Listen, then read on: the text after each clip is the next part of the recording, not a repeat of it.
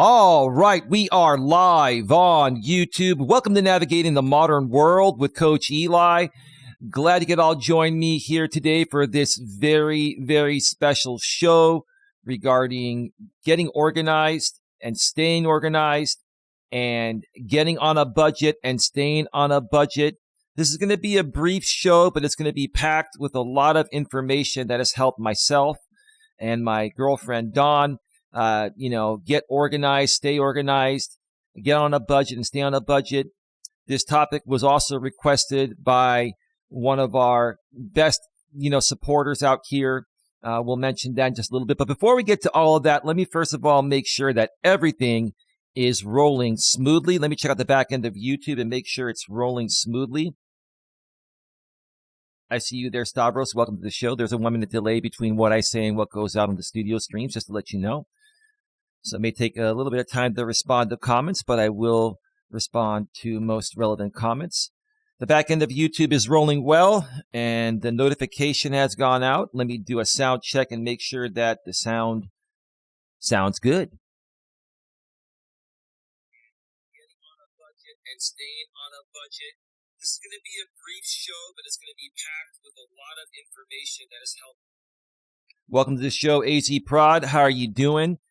All right, everything is rolling well, so I'm going to get right to it here because I have a lot to do today. And I'll start off by saying, first of all, I'm a little under the weather. I think I've caught the flu. That's why I have not been able to do 2 streams lately. I've had a lot to do around the house and with Dawn and other family stuff as we get closer to Thanksgiving, which is this Thursday. And it just hit me last night. So I'm taking some Advil and some Dayquil, and that's helping me get through my days and this show as well. So pardon me if I mess something up.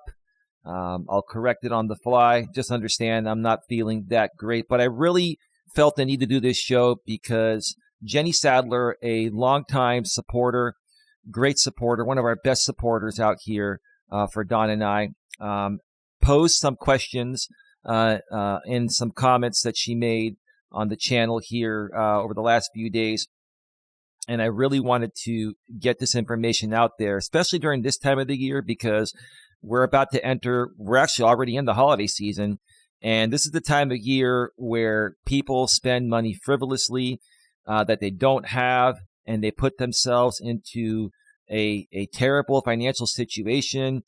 And with inflation being where it's at and the way things have been going lately, now's the time to get on a budget, stay on a budget, get organized, and stay organized. TFT Rurik, how you doing? Welcome to the show. Once again, to remind everyone, there's a 1-minute delay between what I say and what goes out here. So please forgive me if it takes me a little bit longer to respond to any questions or comments in the chat. All right, the topic of this show is how to set up a daily routine to stay organized and within budget. One more time, how to set up a daily routine to stay organized and within budget. Now, Jenny posed this comment. I'm not going to show anything on the screen. This is going to be just myself and the camera. This will also benefit people that are, doing the gig work and they're on the road driving. I'm doing this more podcast style, so it's easier for people to consume this information. I can show screenshots and do something like that down the road if you folks want it, but I feel what comes out of my mouth is going to be the most important aspect of this show. So Jenny Sadler commented, question, what are some ways you stay organized on a daily basis? Do you use checklists or sticky notes? What is your daily routine like? Do you procrastinate? How do you budget? Those are all phenomenal questions, Jenny. Some of the best questions I've received. And I'm going to answer those questions one by one, and I'm going to share with you folks. I'm just looking at my camera real quick. No, that's the plant. I thought someone was at the door, but that's the plant. Anyway, so let's get to it here. What are some ways I stay organized on a daily basis? Okay. first of all, I do not procrastinate one bit. When I was younger, in my preteens and my teens and even my early to mid 20s, I would procrastinate with certain things such as household chores, taking out the trash. I would let it pile up. Vacuuming and sweeping, I would let that pile up. And it's not good to do that because it creates an unhealthy environment that can make you sick more often. But during that time, I will say this, even during the times where I wasn't organized, regarding cleanliness around the house or any apartment I used to live at, okay, I always had a great budget and I've always paid my bills on time. So I want to make that very clear. I've never had a problem budgeting money and paying my bills on time. So let me make that very clear there. So I do not procrastinate like I used to in my younger days.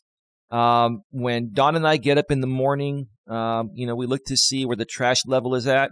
We typically like to fill our 13-gallon trash bin to the rim before we take it out because it makes it more efficient. I mean, if you take out the trash with a bag only half full, you're wasting half a bag and you're going to be using more bags, which is going to cost you more money, right? And it's also going to affect the environment more, right? So, we wait for the trash to get full to the rim, not overflowing, but to the top. And then we take out the trash. We vacuum typically 2 to 3 times per week. We have dogs. When you have dogs, if your dogs are living indoors like ours are, they're going to shed on the carpet, on the floor.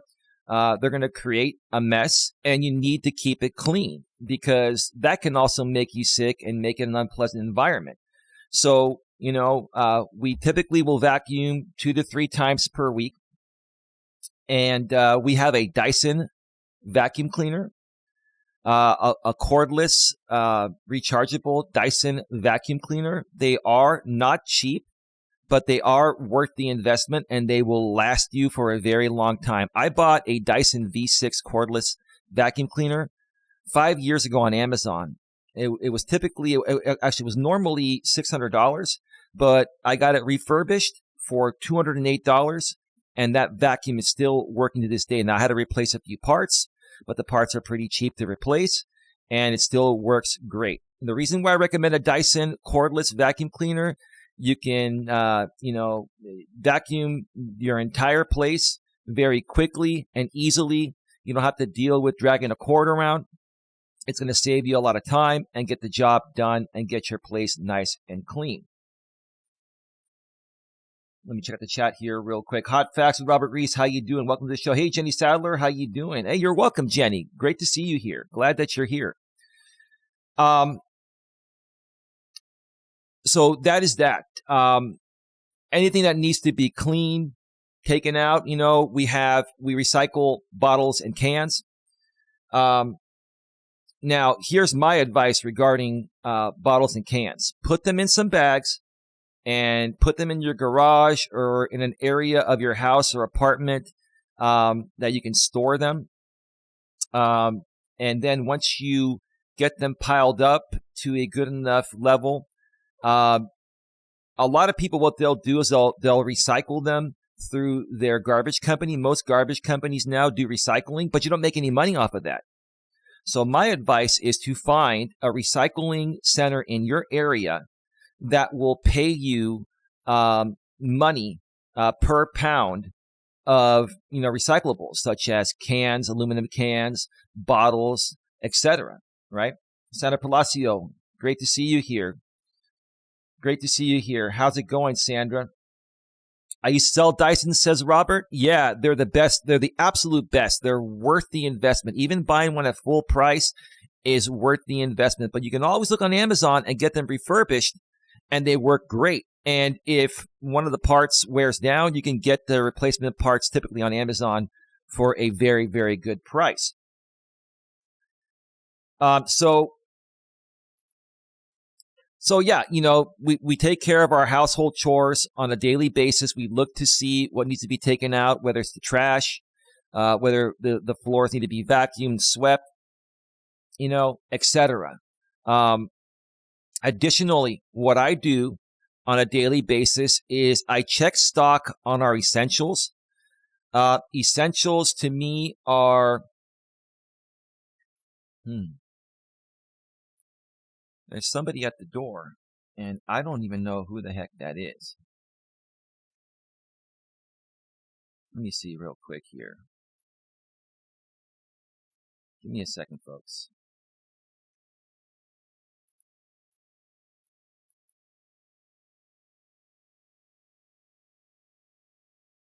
Give me a second, folks.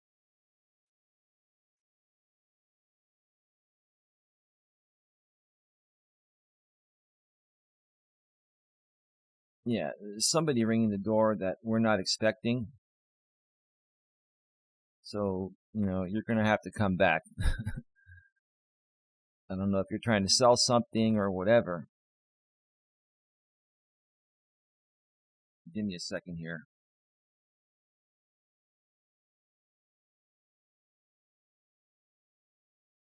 Anyway.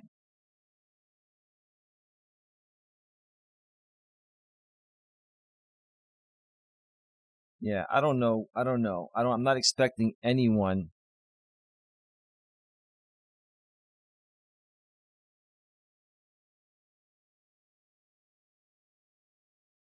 I'm not expecting anyone at the door.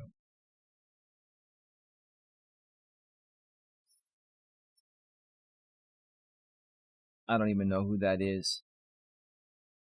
But anyway, they're going to have to come back another time. We're live on the air here. Santa Palacio says, also smash the cans down. It saves room. I take mine to recycling center. I get 50 plus when I cash them in. Yeah, same here. Don and I get about 50 to 60 bucks each time, typically for about 15 bags or so. But we haven't smashed them. So, I don't know. This guy is adamant about ringing the doorbell. I don't know who he is. I don't know who this person is at the door. Okay, nobody's answering the door. That means there's probably nobody home. Okay, I mean you can leave now, come back later. Okay.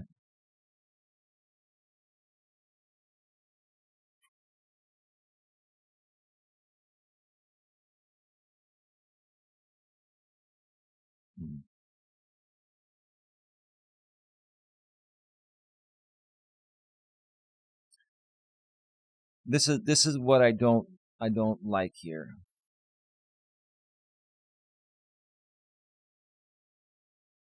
We're not expecting anyone, but they're still standing there. I'm sorry, folks. I'm sorry that we're live on the air while this is happening here.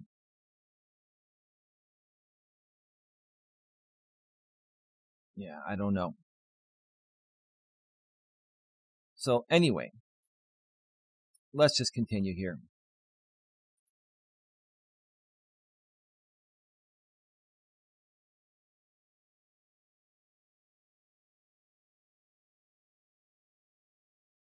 Folks, give me a second here. Let me find out what's going on. I will be right back.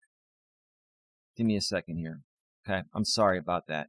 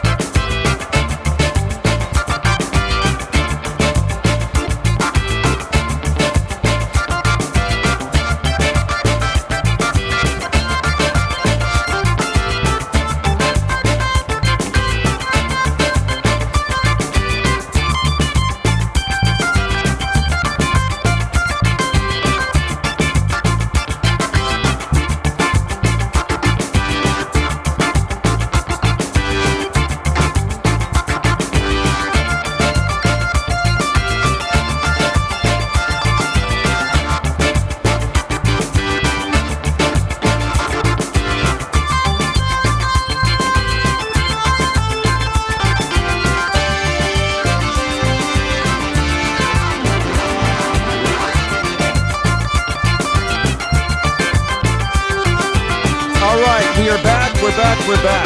Welcome back, everybody. Sorry about that. All is good. All right, let's get right back to it here. Let's check out the chat here real quick. Let's see here. Let's see. I quit drinking soda except for the occasional relapse on the cheat night, so I've mainly been recycling just plastic, but yeah, smashing them down saves space, and it tends to make trips worthwhile. Yeah, I need to get one of those can smashers. That would definitely make it a lot easier for the recycling there. Let's see.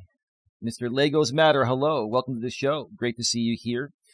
All right, so, I was talking about, how to, get organized, stay organized, starting off by, waking up in the morning, making sure, the trash is taken out, making sure the house is clean and swept and all of that. And so the next thing, as part of the daily routine is to check stock on essential items such as, first aid items, aspirin, ibuprofen, Advil, allergy medication, bandages, any stuff like that. You always want to make sure that you have in stock. I have a closet where I buy things in bulk when they're on a good deal. And that's what I suggest that you folks do. You may spend a little more money that particular month within your budget, but it's going to save you money in the long run when you find things on special and you buy them in bulk. Let me see here. Give me 1 second here, folks.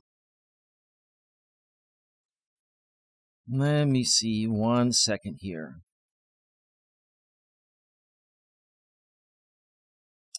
I got to make sure.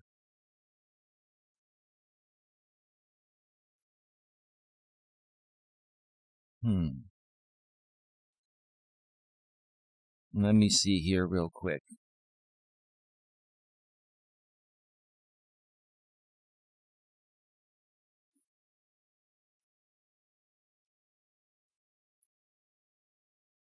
Stavros, what was the message you retracted there? I'm just kind of wondering. What was the message that you retracted there? That was interesting. Give me just 1 second here, please.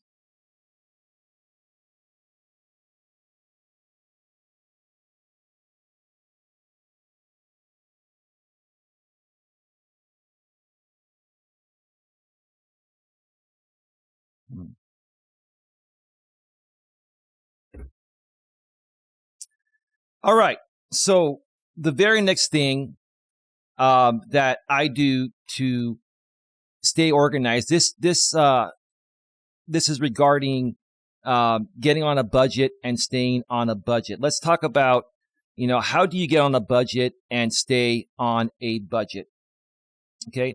The first thing you have to do is figure out your net income. That is income after taxes, income after, any contributions such as 401k. If you work for a company that has a 401k retirement plan and you put money into that anywhere from 5 to 20% or so, or if you are self-employed or work for a company that doesn't offer a retirement plan, you can get your own individual retirement plan, which is known as an IRA.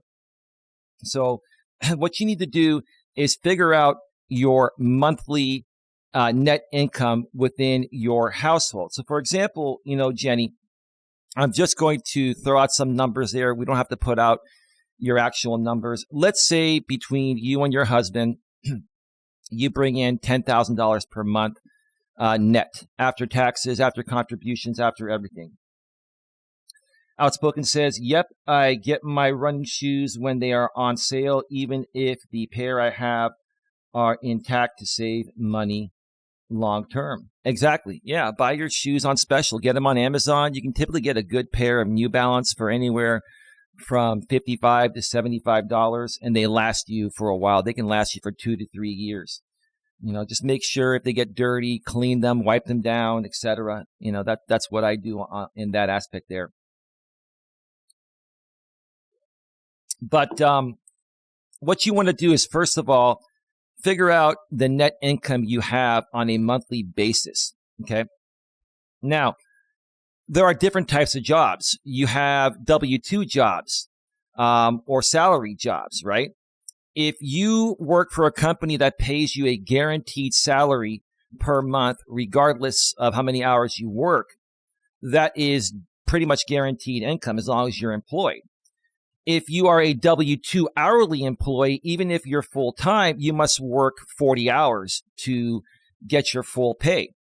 Now, in many states, including California, where I live, most companies and the state considers full-time to be 32 hours. And in some cases, when companies have to cut payroll, they will shave off 8 hours, and, tell you to not come in one day or send you home early. That's going to decrease your pay. You have to take that into consideration. Additionally, most companies in that case will pay you, for vacation time or sick time, and they will let you use vacation time or sick time to make up for that. But if that keeps happening and you keep depleting your sick pay or your vacation pay to make up for the 8 hours, eventually you're going to have no time left when you actually want to go on a vacation. So you have to take all that into consideration there as part of your monthly net income. Okay. So now that you have all of that figured out, let's say, for example, after taxes and after contributions, Jenny, you bring in $5,000 a month and your husband brings in $5,000 a month. Now you have $10,000.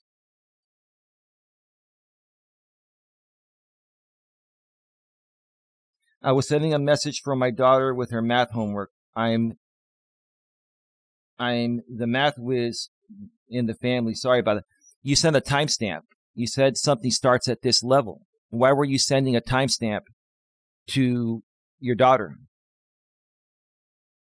I mean, I can go back and watch the replay, Stavros, and see exactly what you put. It'll show up on the screen. You were putting a timestamp to a certain time, during the show, which, leads me to believe that you're here trolling. So that's cool, man. I'm going to actually remove you. Have a nice day. Thank you for your donation yesterday, but I believe that you're trolling here. All right. So now you have $10,000, right? How do you budget yourself? AZ Prod says, that's what happened at my last W-2 jobs, cut my hours and lost all my benefits. That's when I switched over to gig work. Another thing I forgot to mention, if you're self-employed, such as, gig app workers are, food delivery, rideshare, etc., you are self-employed, okay? You have to take out your own taxes because taxes are not taken out for you. So whatever you make on a monthly basis, you have to take out 30% on average for taxes, okay? And so, if you don't do that at the end of the year, when you have to pay taxes, you're not going to have that money there to pay your taxes. And a lot of, gig workers don't realize that the first year that they work the business, and then they owe, $3,000, $4,000, $5,000 in taxes, and they don't have the money to pay that.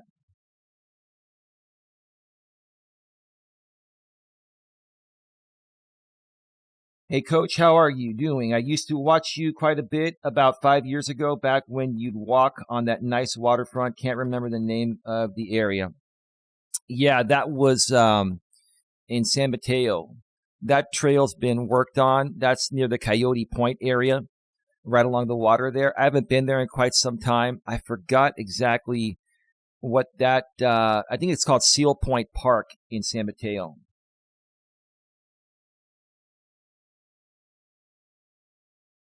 I think you had just gotten out of a relationship, which is why I started watching you. I had just gotten out of one too. Yeah. Okay, I remember those days. But anyway.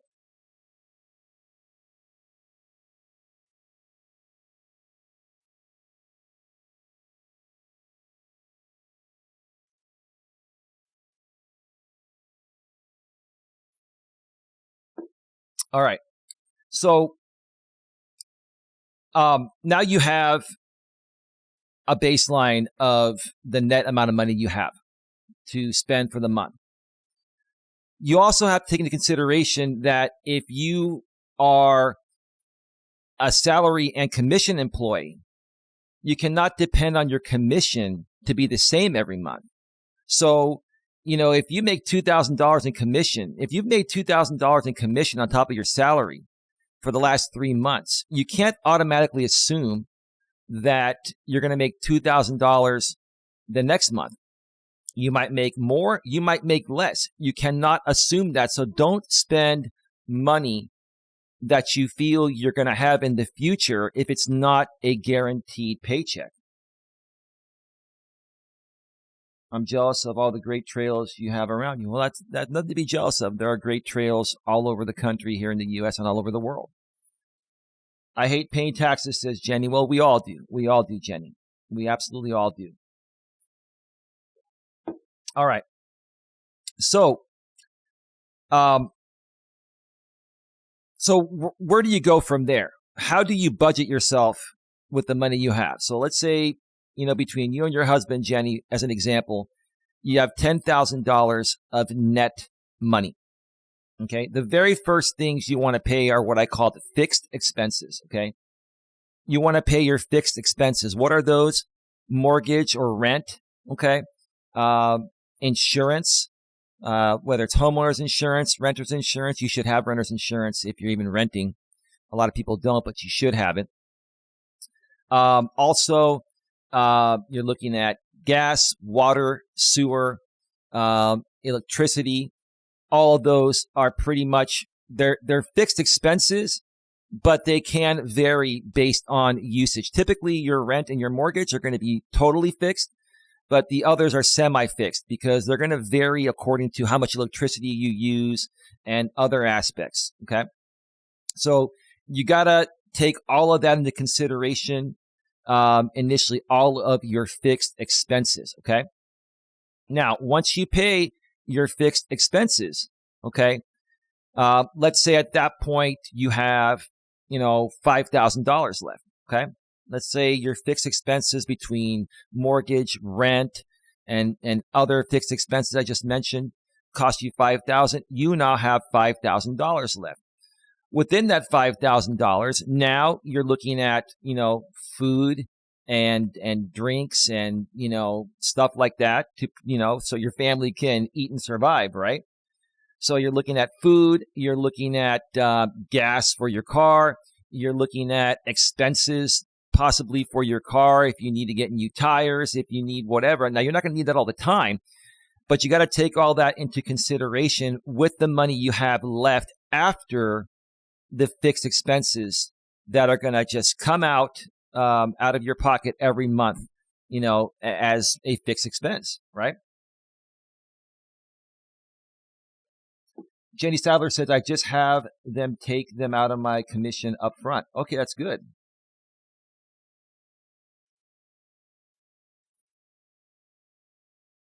So anyway, so now you have money left over after you pay for food and for gas and anything else that's a necessity, but that's not technically a fixed expense. Okay. Depending on your household, you have 2 kids, Jenny, and you and your husband, food's probably going to cost you folks, I'd say anywhere from $500 to $1,000 per month. It just all depends how much you eat. I know growing kids are going to eat a lot. My brother and I used to eat a lot when we were younger. My advice is if you don't have a Costco membership or a Sam's Club membership, get one of those memberships, pay for it. They're about $60 a year. And you could buy a lot of things in bulk, and that'll save you a lot of money.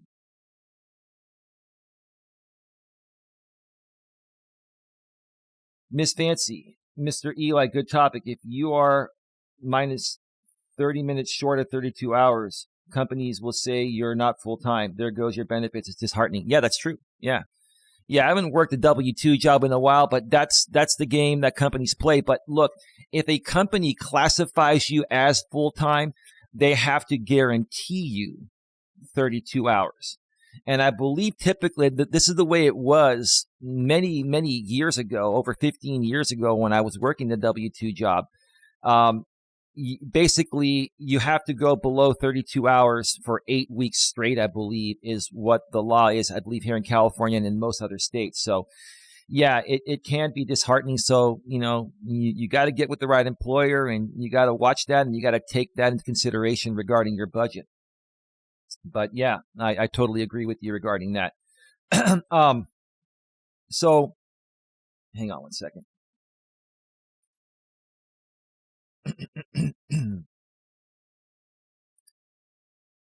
Give me 1 second here. Now, let's say after food and other semi-fixed expenses, you have maybe $3,000 left or $3,500. Let's say $3,000, right? Now, that's like disposable income right there. Okay. My advice there is to take at least $1,000 and throw that in the savings account, or throw that as additional money into your retirement account or an investment account. I would strongly suggest that every household, do some research and find a licensed and highly qualified and highly respected financial advisor in your area to help you manage your money.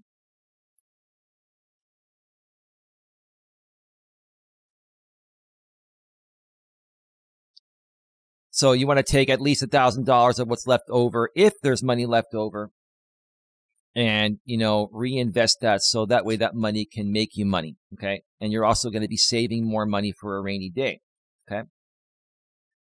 Jenny Sadler says, Miss Fancy says, really, I will look into that when I get back to walking. Thank you. Oh, wonderful, wonderful. Jenny Sadler says, I use coupons. My boys eat crazy. One has bad food allergies, so it all adds up fast. Jenny, what do you think you're spending per month on food for your family, between going out to eat and what you buy for the house? Is it close to $1,000, $750 to $1,000? Is it closer to $500? I have to assume it's probably closer to $750 or $1,000. So you got to take all that into consideration. So we've taken that into consideration. We've taken $1,000 into savings. You should be saving money each month. And now you're going to have a couple $1,000s left. Again, that couple $1,000 may go to car repairs, oil changes. You may, go and spend the weekend. You may take a weekend trip with your family. You might go to a theme park or something. Jenny Sadler with the $10 super sticker. Thank you so much, Jenny. Big round of applause.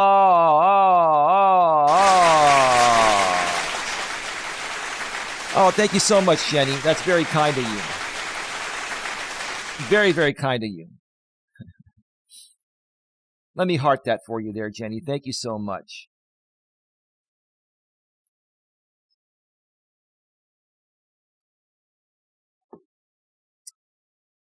Let me see here. 1,500 easily, Eli? Wow. Whew, wow. That's quite a lot of money for food. Do you folks, do you eat out a lot, Jenny? Or is it just food that you buy for the house and food that you cook at home? Some other advice would be to look for specials on meat, and buy meat in bulk and freeze your meat. Don and I, we have a refrigerator, but we also have a big deep freezer. And you can get some pretty big, deep freezers. The ones that are like a chest. You open it up, and it's just one big freezer, right?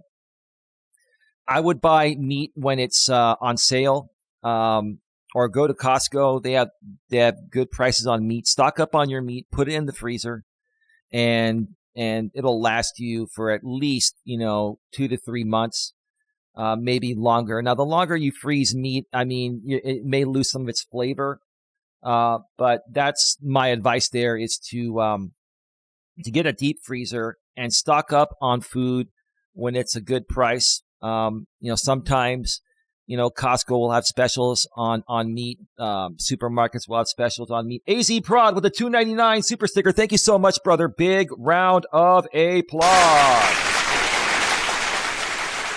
Big round of applause.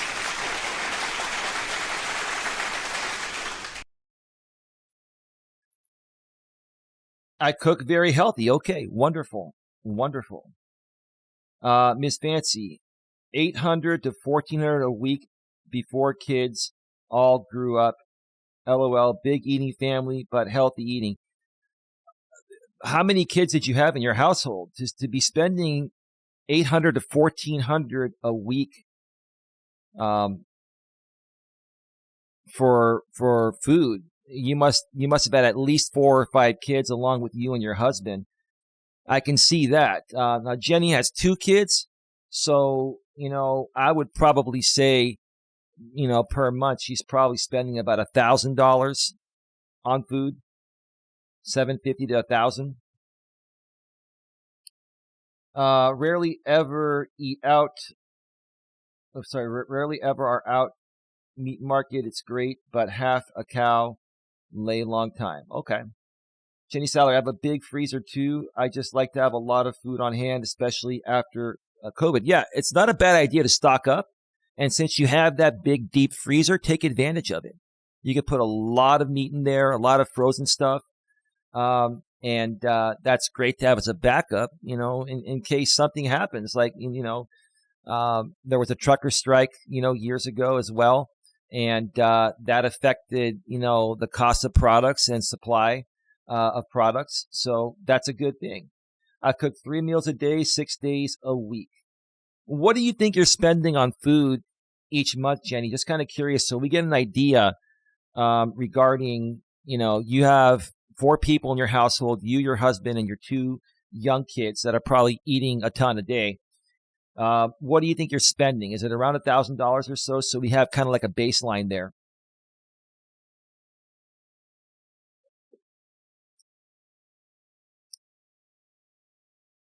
It seemed like half the school, LOL. My horse was the place to be, LOL.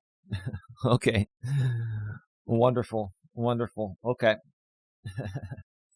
That's interesting. Give me 1 second here.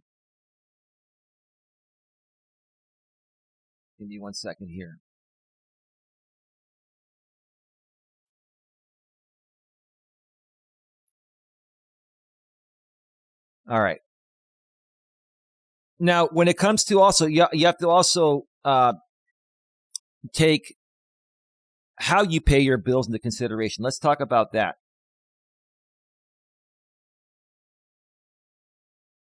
I spend about $700 a month on food, and I'm just one person. Well, you must eat a lot. You must eat a lot. I think before Dawn moved in, I was spending somewhere around probably $300 to $400 a month on food, and now it's probably about $700 or so a month on food, something like that, maybe $650. Oh, also, you got to take, if you have pets, you got to take their food into consideration. Dry dog food is not cheap. If you give them some wet dog food as a treat every now and then, you got to take all that into consideration as well.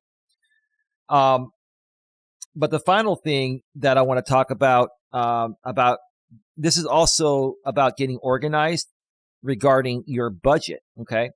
So how do you, make sure your bills get paid so you don't have any late fees, right? And, so where your money is at all points. Okay.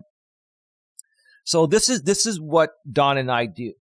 We pretty much pay most of everything online that we can pay online. And we pretty much have auto pay set for everything online. But at the same time, we also use a notepad on our phones and my computer, and we have everything listed.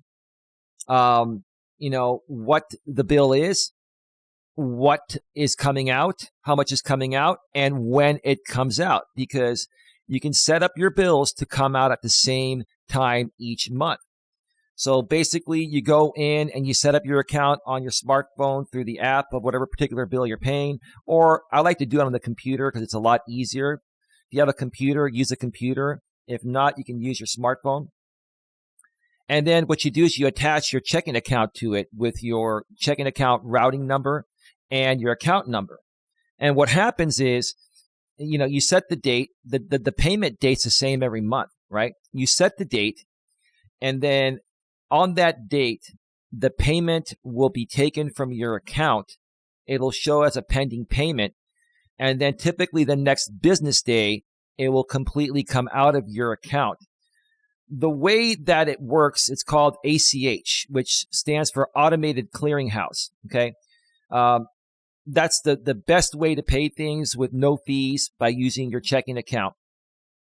And so again, open up a notepad on your phone or get on your laptop, open up a notepad, and any bills that you have on auto pay, write them in your notepad and put them in chronological order from the day of the month that particular bill comes out, what day it is, how much comes out, etc.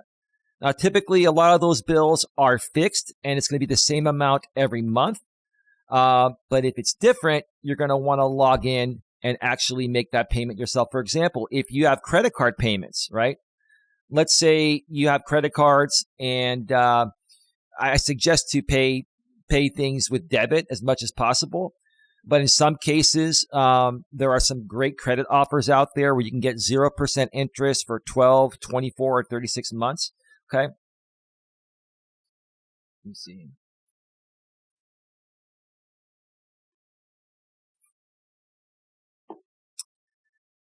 And you can take advantage of those to spread payments across something that you may need to purchase for your house. It could be a new refrigerator. It could be a new couch. It could be anything, But you got to watch it with those credit cards with the automatic payments. Not the automatic payments, the interest-free payments. Because if you don't pay it off by the end of the period, then you've accrued interest from the date of purchase. So, for example, if you have 12 months same as cash, and you purchase something, for $1,000, and you don't pay it off by, the 1 year period, you're going to accrue another 200 something plus, like almost $300 plus in interest. So you want to make sure if you use those cards to finance something with 0%, read the terms and make sure that you have it paid off before the terms expire, and then you're stuck paying all that interest there. If you need more time, you may be able to find another card you can do a balance transfer to extend your 0% APR. If you have good enough credit to do that. But that's something else that you need to look out for. As far as, like I said, credit card payments, if you use credit cards and you pay them up at the end of the month, right?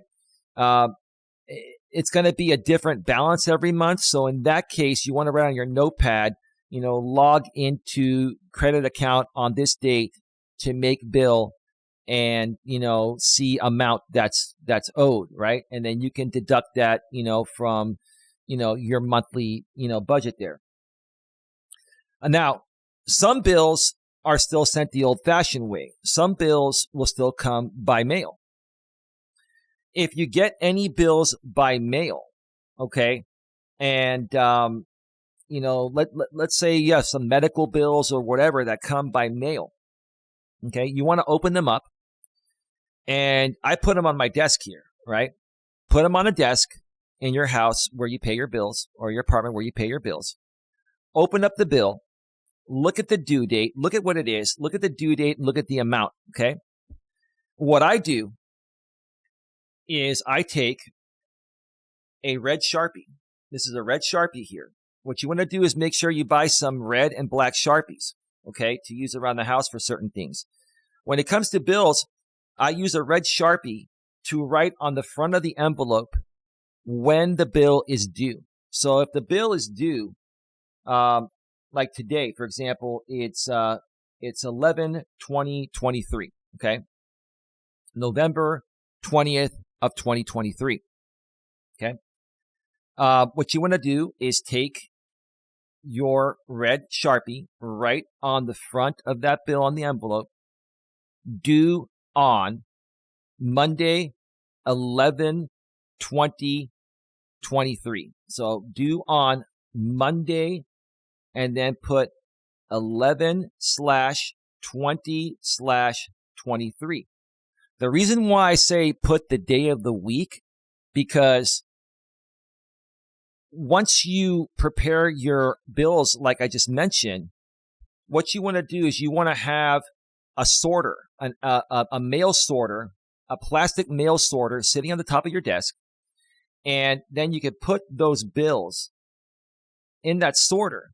And every day you want to go through that sorter and you want to look to see when your next bill is due. Now, ideally, if you can afford to do so or have the time to do so, the moment you get those bills that come, in the mail, you want to pay them right away. And in most cases, even, medical bills and other stuff like that are outside of your normal bills, they give you an option to pay them online. So what you want to do is pay those as soon as possible. But if you need a little more time, and you want to pay them the day before the due date or on the due date, then, you'll be able to easily, see them sorted right on your desk in the mail holder.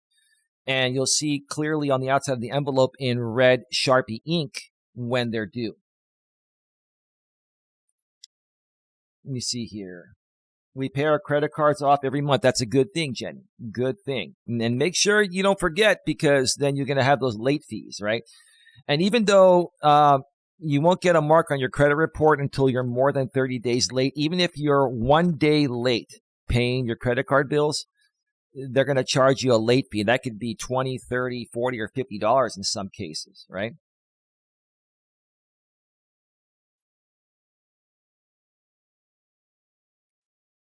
Let me see here. Slim says, hey, Coach, best advice, don't buy nothing you want unless you can pay cash for it 5 times. And I say, what that's different from need. Want different from need. Yeah, no, that makes sense. It makes sense. Slim, good advice. Absolutely. Absolutely.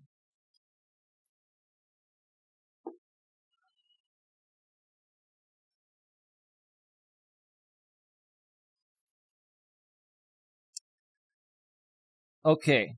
I'm trying to think if there's anything else. Now, once you pay those bills, you have a couple of options.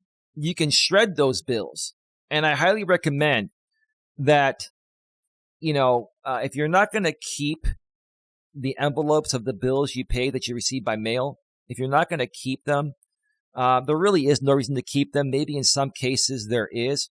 You want to make sure you shred them, and you want to get a shredder that actually is a cross-cut shredder, which means it cuts both ways. It cuts left and right and up and down. Because if you use a strip cut shredder, people can still piece that together easily. Get a cross-cut shredder and shred those bills that you paid. Additionally, that also saves space. When you have to throw them out, it saves space rather than just throwing a bunch of paper, in the trash. So that's my advice regarding that. If you're going to keep your bills, go on Amazon or wherever you can get these at an office supply store. Get banker's boxes. You can typically get a box of, 10 banker's boxes for around, $30 to $50. There are different types, different strength, etc. Right? But get a bunch of banker's boxes, and then you can also get. You also want to get some dividers. and then get some stickers to the point of where you can label your dividers if you need to, keep, past bills, or if you want to sort and file any of your other bills. So that's my advice regarding that. Now, Jenny, I know you also asked, do I use checklists or sticky notes? Okay. So I write my own list down on paper.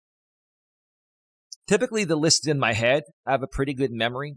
And when I get on the routine, I remember what to do.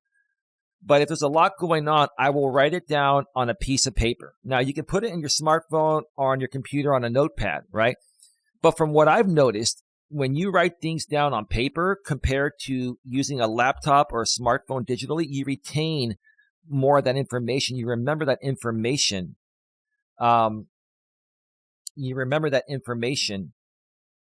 Much easier if you write it down. Okay. And I used to use sticky notes. You can use sticky notes, like Post-its are good. If you want to save the money, you can actually get just some small paper notepads, which are a lot cheaper. And then just, put that right on your desk, and you'll be able to see the note there. But from what's worked for me, using paper and writing things down on paper allows me to remember and retain more of the information. So I'm less forgetful when I do that. So that's my advice regarding that.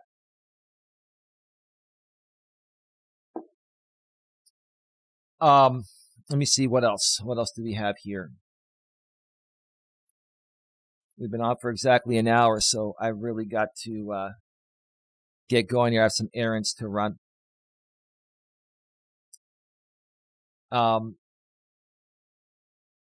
That's pretty much everything there on how I stay organized within the house, and how, I budget,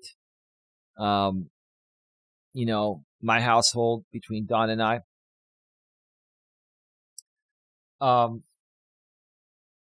As far as, taking vacations and, spending money on luxuries, that's up to you how you want to handle that. First of all, you have to have enough disposable income after you pay all your necessities, and put money away in the 401k and save money. If you can put money away into your 401k every month, and I would suggest putting the max, if you can, 15 to 20%.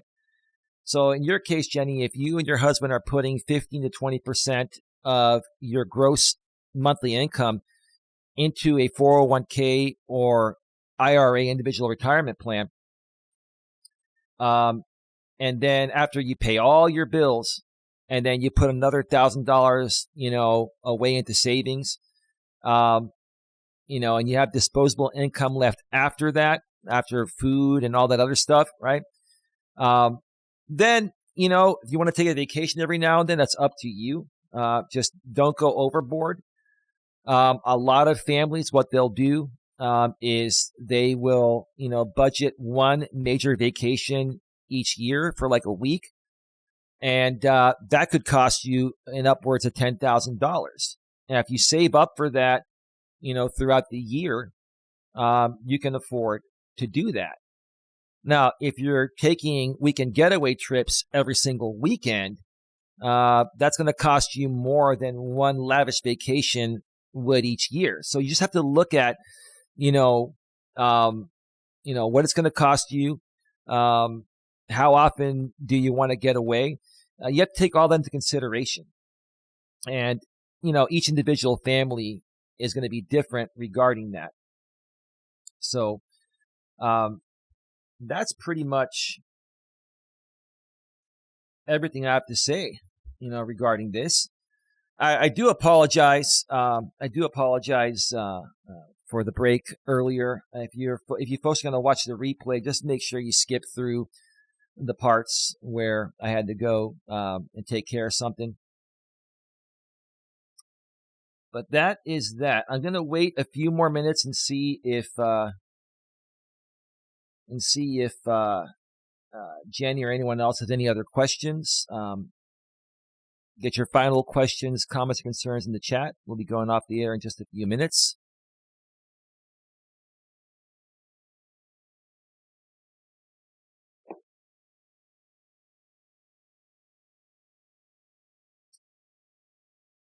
Let's see here.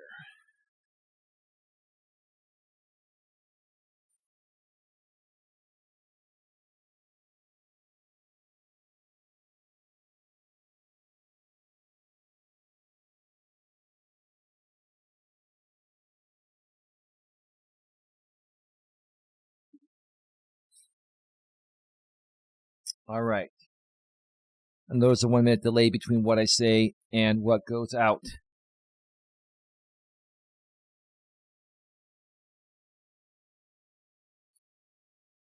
Let me see here.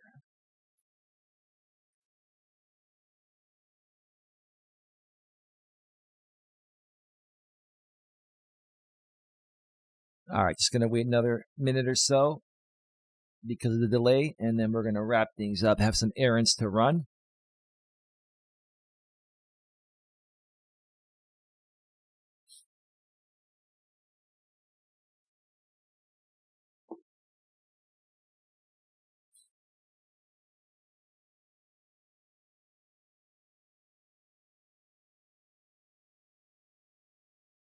You're very welcome, Jenny. You're very welcome, Jenny. Just let me know if there's anything else you'd like for me to answer. Again, I do apologize. What I may end up doing is editing this stream and putting it on the main channel because there are some gaps in the middle of it. Or I may just leave it up. It just all depends what I have time to do. But yeah, it was a great topic. There's a lot more detail I can go into it. I can actually show a lot of stuff on the screen, but I think that I pretty much mentioned everything that needs to be mentioned. This was very informative. You hit all the questions I had. Well, thank you, Jenny. The BLM Logos Matter channel. It's been a pleasure listening again. Glad you're still doing YouTube. Absolutely. I'm not going anywhere. I'm not going anywhere. When you do YouTube, you're going to have your ups and downs, and it's a shared platform, and you're going to be dealing with some people that are going to try to ruffle your feathers a little bit, but you just got to, roll with the punches and keep moving forward. Just all these things that happen on YouTube are just rather comical. I'll say that, Mr. Logos Matter. But thank you so much for checking back in after all these years. Much love, much appreciation. All right, Jenny says, have a great day, everyone. All right, folks, have a good one. Take care. I may be back later for a walk. Take care. And as always, wait, did somebody just comment? Nope, Nightbot. Be good to each other.